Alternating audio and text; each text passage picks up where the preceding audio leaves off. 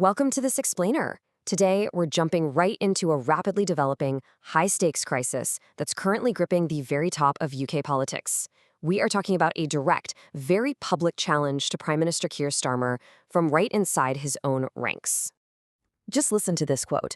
During a weekend interview with the BBC's Laura Kuenssberg, Labour MP Catherine West delivered an incredibly stark warning. She said, literally, "We have a problem, we have to move quickly."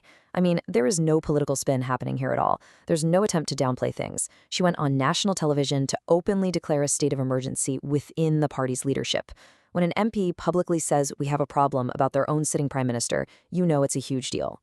It highlights this deep, urgent anxiety about the government's direction, and it's absolutely designed to force immediate action. But this didn't just come out of nowhere, right? The timeline here is crucial to understand. The catalyst was Thursday. Across England, Wales, and Scotland, elections were held, and the outcome was, well, brutal for the governing party. Labour's support effectively collapsed. That catastrophic performance was the trigger. Fast forward to Saturday, literally just 48 hours later, and Catherine West drops that explosive BBC interview with her ultimatum. That's how incredibly fast the political machinery is moving right now.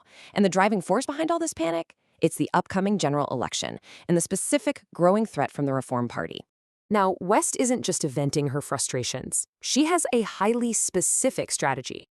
She's actively calling on cabinet ministers, the most senior members of the government, to step in and replace the prime minister. She put it like this: "We need to install a new leader who can take us towards beating reform in the general election to come and give us a second term." Her demand is for the cabinet to put forward their quote-unquote best communicator to win that narrative battle.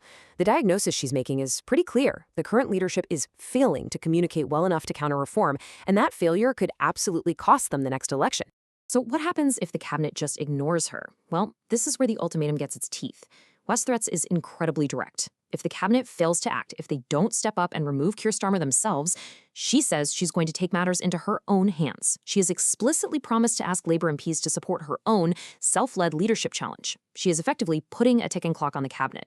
It's a really bold tactical maneuver. She's trying to force the hands of senior ministers by threatening to drag the whole party into a messy, public backbench rebellion if they won't do the heavy lifting for her. But you might be wondering, how does an MP actually launch a leadership challenge? You can't just declare it out of thin air. It requires numbers, specifically 81. Under the party's constitutional rules, to officially trigger a challenge against a sitting leader, you need the verified support of at least 81 Labour members of Parliament. It's the magic threshold. It's designed to be high enough to stop constant, frivolous challenges, but totally achievable if there's genuine, widespread anger. So, Catherine West can't do this alone. She absolutely needs to find 81 colleagues willing to put their names on the line. Okay, so where does she actually stand right now? Well, according to her own statements, she currently has 10 backers. That leaves 71 MPs she still needs to convince to officially join her rebellion. Now, having 10 MPs willing to publicly challenge a sitting prime minister is for sure a massive headache for Keir Starmer, and it proves the threat is real. But mathematically speaking, 10 is a very long way from 81. It shows that while the media impact is huge and the noise is loud, the actual execution of this challenge is still heavily lacking the numbers it needs. All of this discontent is just splitting the party wide open. It's not just Catherine West making noise. Another Labour MP, Josh Simons, has also publicly called for Starmer to go. But on the flip side, the Prime Minister definitely has powerful defenders holding the line. Education Secretary Bridget Phillipson, a senior cabinet minister, has publicly backed the PM, insisting she believes he can turn things around. So we are looking at a party that is objectively fracturing. You've got backbenchers openly calling for the leader's head to avoid an electoral wipeout, directly clashing with senior cabinet members demanding loyalty. It's basically the anatomy of a political civil war playing out in real time.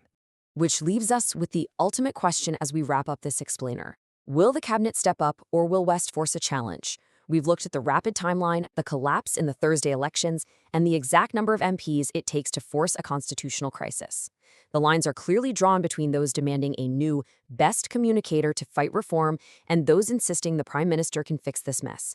The ball is entirely in the court of the cabinet and those remaining backbenchers now. Will they rally behind Keir Starmer or yield to the panic? Thanks for joining me to unpack this wild political standoff.